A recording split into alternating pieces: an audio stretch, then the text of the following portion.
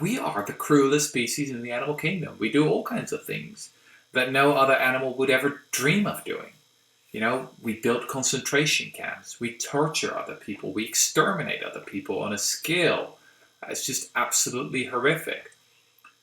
And so the question is, why do we do that? Now, one of the ironies is of writing a book about human kindness, like I did, is that you have to go on for hundreds of pages about all the atrocities in human history. One important mechanism that we have to look at here, I think, is sort of the dark side of human nature. Is that on the one hand, we're one of the friendly species, but that friendliness is connected to our groupishness, our tribal nature, is that we very much like our own group and often dislike the outgroup, those other people far away. Is that very often these most horrible things are committed in the name of loyalty and in the name of friendship and in the name of comradeship. So I've got one chapter in my book about German soldiers during the Second World War who kept fighting in 1944 and 1945, kept fighting very hard indeed. And the Allied psychologists couldn't understand it. These soldiers seemed to be brainwashed. Why were they still fighting, even though it seemed they were, it was clear they were going to lose the war. But they kept going. Why did they do it?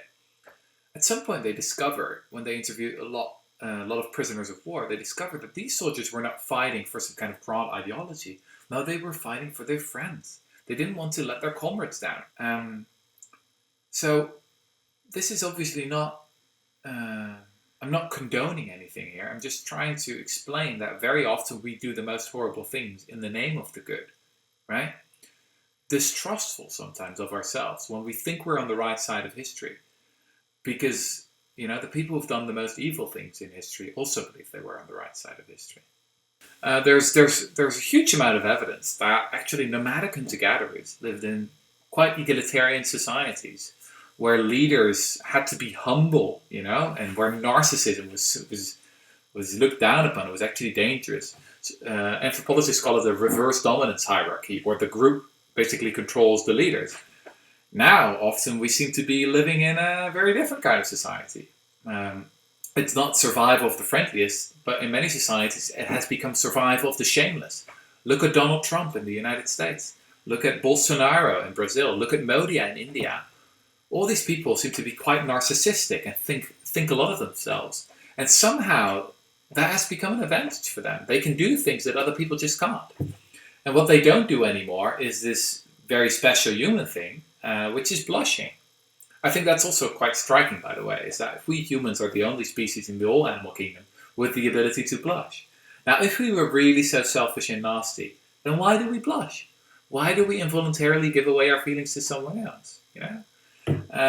Obviously the powerful don't do it anymore because, and that's another big part of the picture, power corrupts. Power is a very dangerous drug, basically, that disconnects you from other people. And that's why I think we should always be thinking about how can we tame those in power. What if we assume that our kids are naturally curious? What if we assume they have an intrinsic motivation and they just want to follow their own learning path? How would you design a school? Well, you can get rid of all the tests. You can get rid of the curriculum and start with the question, well, what do you actually want to learn? What do you think is interesting? The teachers become more like coaches. They guide the students on their path. You would also mix all the ages and mix all the academic levels, because then they can learn from each other and have a much more dynamic, vibrant society. And, when people hear about this, they often say, well, that's crazy. Then nothing would happen. The kids would just want to play computer games and do nothing, because kids are naturally lazy. If you actually study schools who work like this, and there are quite a few now from around the globe, you'll be blown away that this actually works.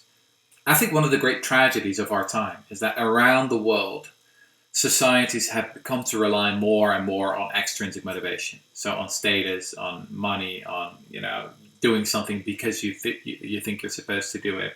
Is that you have this rat race going on where, parents find it incredibly important that their kids perform really well on standardized tests so that they get the highest grades, so that they can get to the best universities, and then they can have a career in some kind of company and earn as much money as possible etc. So they'll have beautiful resumes, very good LinkedIn profiles. But at the end of the day, or at the end of their lives, when they're lying on their deathbed and they really think, okay, what did I actually do with my life? What did I contribute? The answer they'll have to give is that they mainly did what other people wanted them to do. And they didn't really, develop their own views and really develop their own personality. And I think that's an extraordinary tragedy, and that a lot of talent gets lost in that way. We know that a lot of new inventions and creativity come from people who are actually able to think autonomously, and who are not stuck in this rat race where they're mainly doing what other people want from them. This is just one example of what you can do differently once you update your view of human nature.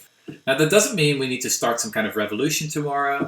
I don't believe in sort of short revolutions, because these tend to become violent. But what it does mean is that we can gradually move to a better society, one step after a time, talking about new ideas, talking about new possibilities. That's what I've tried to do with my book, and I really hope that it'll inspire Korean readers as well.